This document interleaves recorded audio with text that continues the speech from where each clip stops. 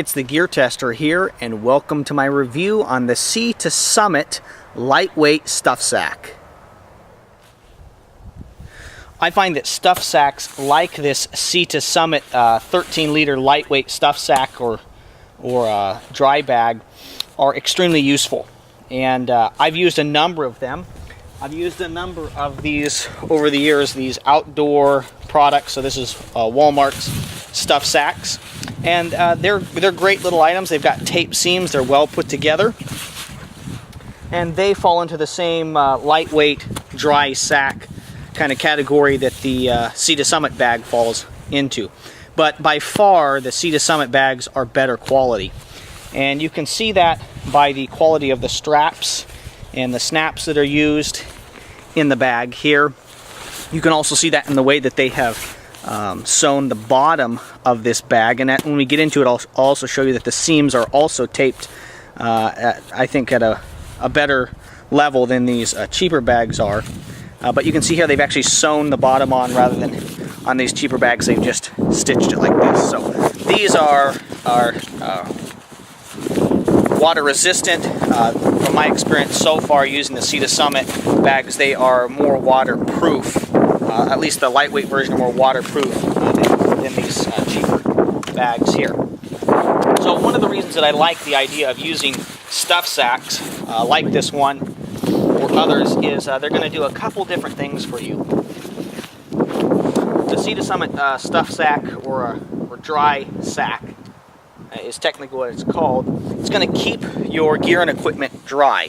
If it rains unexpectedly, maybe you're backpacking into a place and it starts to rain, you don't have the opportunity to set up camp as quickly as you thought you were going to, or you've got to hike out and this rain is going to keep your gear dry. And that's the first, I think, most obvious use for a dry sack like this 13-liter one from Sea to Summit.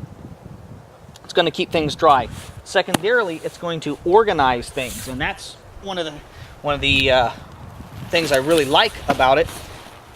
Most of the packs, backpacking packs that I have, this is basically just a big internal pocket. It's got a small pocket here on the outside, but basically it's a big internal pocket, just a big tube, okay, with not very much organization in it. And so I like using the Sea to Summit stuff sacks or dry sacks in order to organize my gear and equipment. And they come in many different colors. So you've got black, you've got red, you've got blue, you've got yellow, and you've got this green. So you've got many colors that you can say, you know, I know that my flashlights or cooking equipment and stuff are in the yellow bag. I know that my clothes are in the green bag. I know that the food is in the red bag. That's, you know, it helps with organization and storage. It helps you compartmentalize your gear and your equipment. So let's look at what I've got inside this 13-liter Sea to Summit stuff sack or dry bag. One of the things I've done here is I've compressed this down. So I filled it with my gear and equipment, compressed it, and then I rolled it. You're going to need to roll these in order for these dry sacks to work. You need to roll them like this. You need to roll them 3 times. So if you can't get it 3 times twisted over, then that means that your gear and equipment is much more likely to get water, moisture. If you fall into a river or stream, or you're wading through and drop your pack into it, you're going to get water into it unless you've doubled this over 3 times.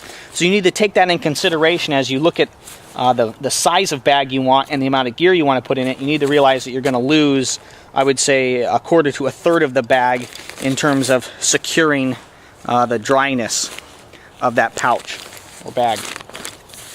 I've got a Mountain Hardwear fleece here in the bag. I have a pair of Patagonia shorts. I've got a small emergency survival kit with some medical equipment and gear in it. Got a pair of compression shorts. Got an outdoor research base layer. Got an extra pair of Smart Wool socks. I have an Under Armour wicking t-shirt. I've got a secondary pair of shorts that have a liner in them, so basically a bathing suit, and then I have a pair of 511 Taclite Pro pants. So these are the items that I was able to easily fit into my Sea to Summit stuff sack.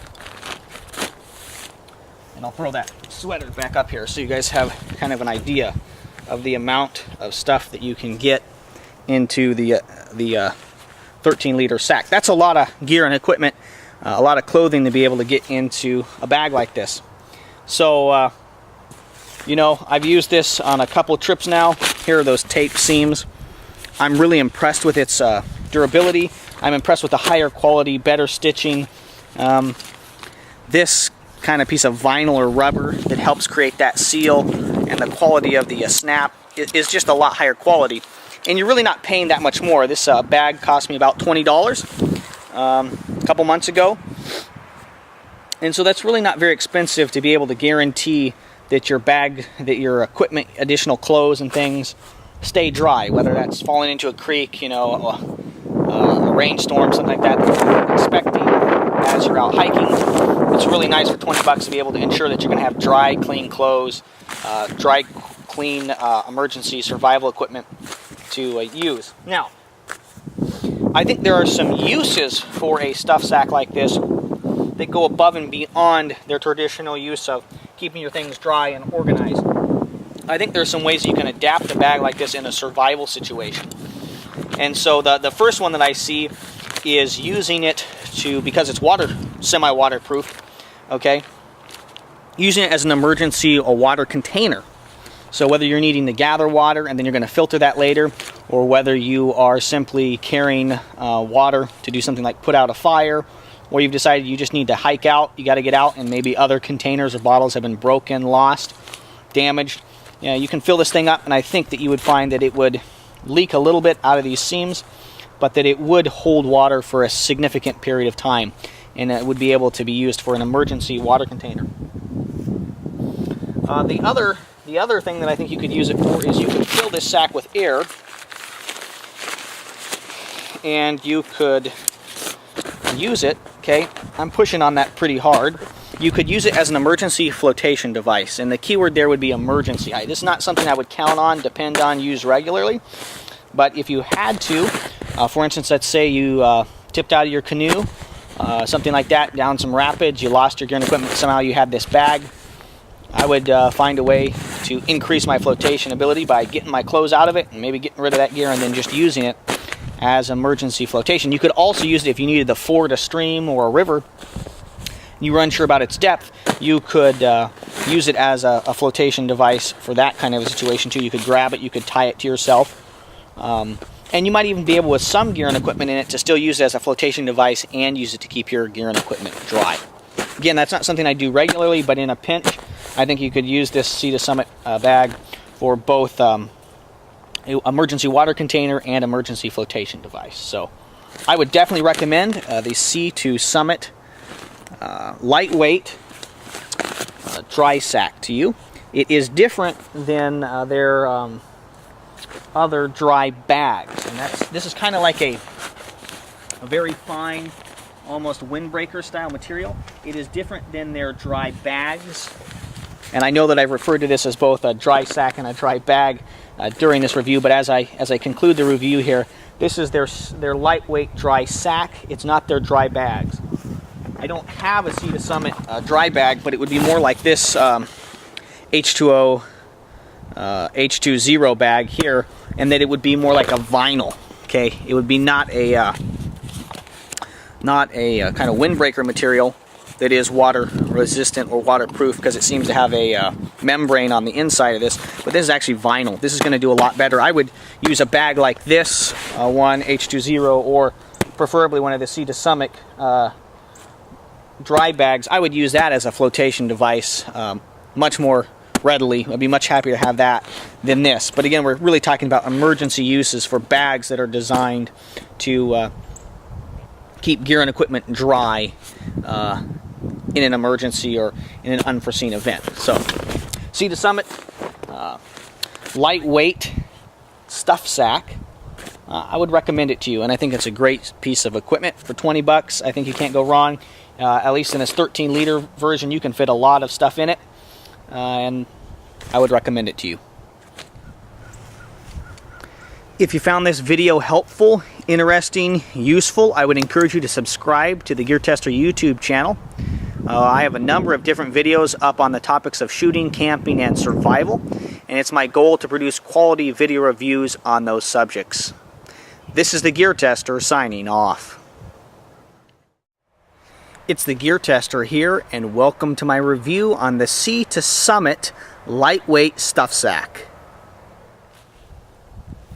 I find that stuff sacks like this Sea to Summit 13-liter lightweight stuff sack or dry bag are extremely useful, and I've used a number of them.